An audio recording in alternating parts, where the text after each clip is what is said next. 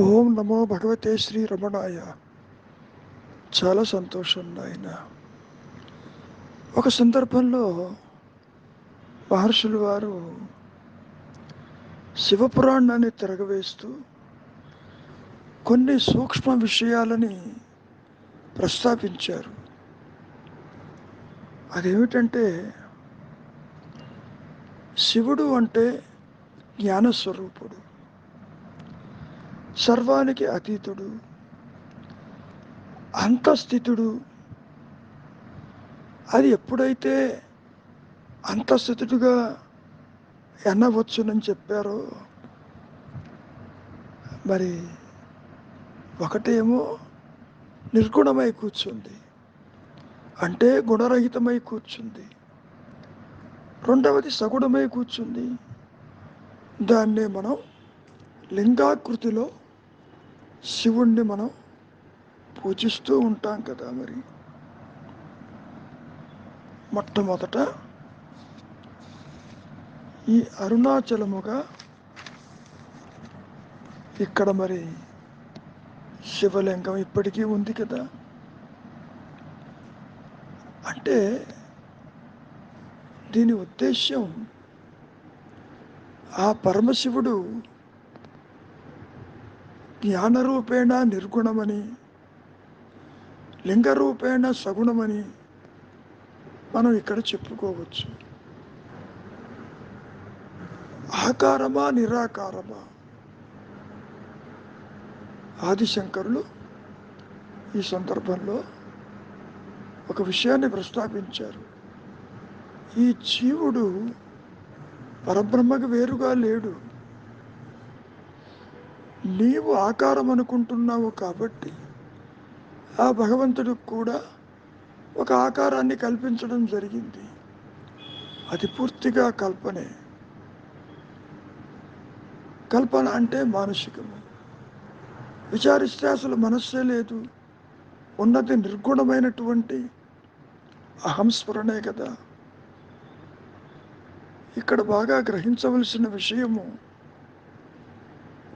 సగుణము నిర్గుణము అనే పదాలు వాడుతున్నారు. ఆకారంతో శివుణ్ణి పూజించిన అది చివరికి నిర్గుణమైనటువంటి జ్ఞానానికే దారి తీస్తుందని, నిర్గుణోపాసన చేసినప్పటికీ తనకు తానుగా సత్యస్థితిలో నిలిచి ఉంటారని మనం చెప్పుకోవచ్చు. అయితే ఒక విషయం బాగా గుర్తుపెట్టుకోవాలి. నేను అనేది నిర్గుణమా సగుణమా? అహంస్ఫురణ దాకా పోక్కర్లేదు. దేహాత్మ బుద్ధితో నీవు ఈ దేహము నాది అని అంటున్నావు కదా.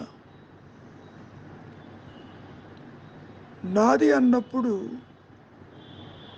మరి నీవు ఆకారమా నిరాకారమా? ఒకవేళ ఆకారమైతే నిద్రలో ఈ ఆకారం ఏమైంది? అదృశ్యమైపోయింది కదా. మరి కాబట్టి ఆకారములన్నీ కూడా మనోకల్పితములు.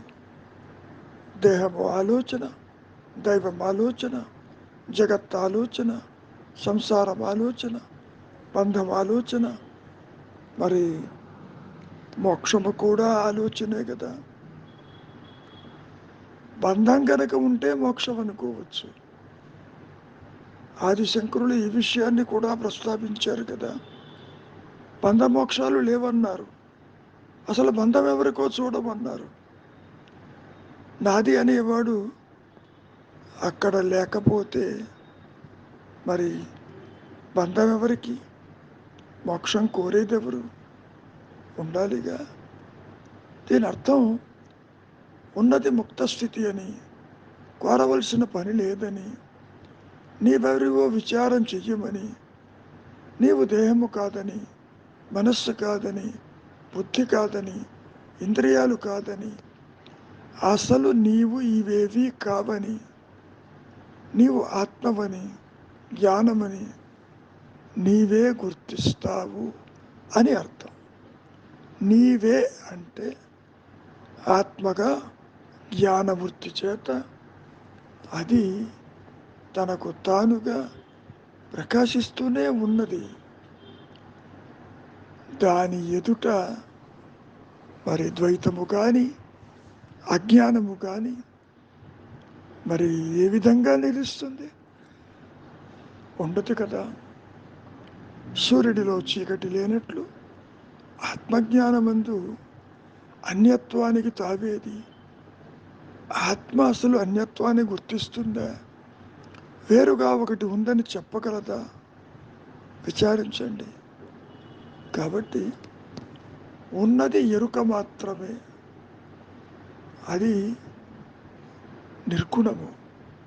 అంటే ఏ మనస్సు అయితే ఆకారాలకి అలవాటు పడి ఇంద్రియాల వెంట పరిగెడుతున్నదో తీరా విచారిస్తే అట్టి మనస్సు లేదని, అది ఉత్త ఆలోచన సమూహమేనని, ఆలోచన లేని మనస్సు మరి ఆత్మేనని.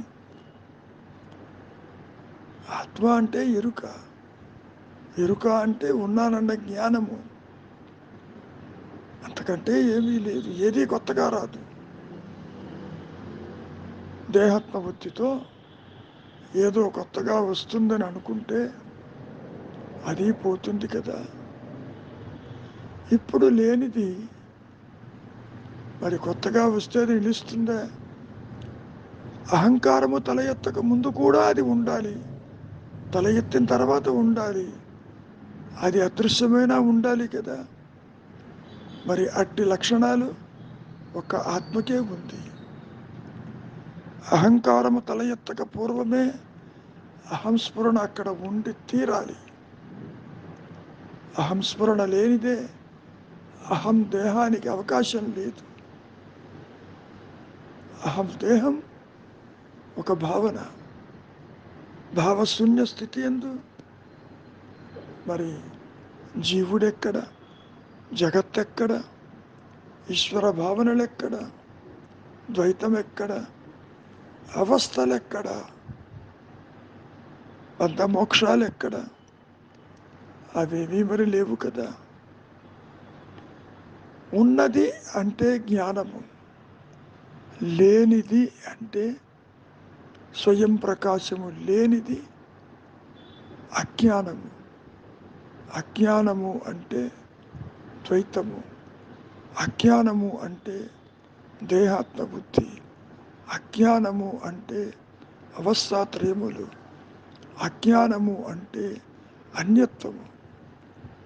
కాబట్టి ఇక్కడ మనం బాగా గ్రహించవలసింది, నేనుగా ఉన్నటువంటి ఆత్మస్థితి అన్యత్వం ఎరుగదు కాబట్టి అది అనంతమై, గుణరహితమై, బంధరహితమై, ద్వంద్వరహితమై, ఏకమై, అఖండమై నిలిచి ఉన్నది నీ సహజత్వం. మరి ఇప్పుడు ఎట్లా ఉంది? పరిమితమై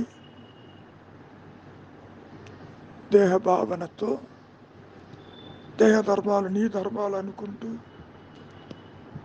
దేహం లేకపోతే నేను లేననుకుంటూ భావాలకి పరిమితమై ఉంది మాయా నేను. అందుకే విచారం చెయ్యమంటారు. దేహస్ఫురణ లేకపోయినా నీవు ఉన్నావు కదా, ఆ ఉన్నదే నీ సహజత్వము. కాబట్టి విచారం చెయ్యి. నీవు దేహమేమో చూడు, అందరి అనుభవం కూడా దేహస్ఫురణ లేకపోయినా నిద్రావస్థ ఎందు మరి నీవు ఉన్నావా లేవా? ఉన్నావు కదా. ఆ ఉన్నదే నీ సహజత్వమని, దేహం ఉన్నా లేకపోయినా నీకు వచ్చే ఇబ్బంది ఏదీ లేదని అర్థం చేసుకుంటే చాలు. మౌనానికి మించిన సాధన లేదు. అందుకని ఊరక ఉండుటే శ్రేయస్కరం. మౌనమే నీ సహజత్వం.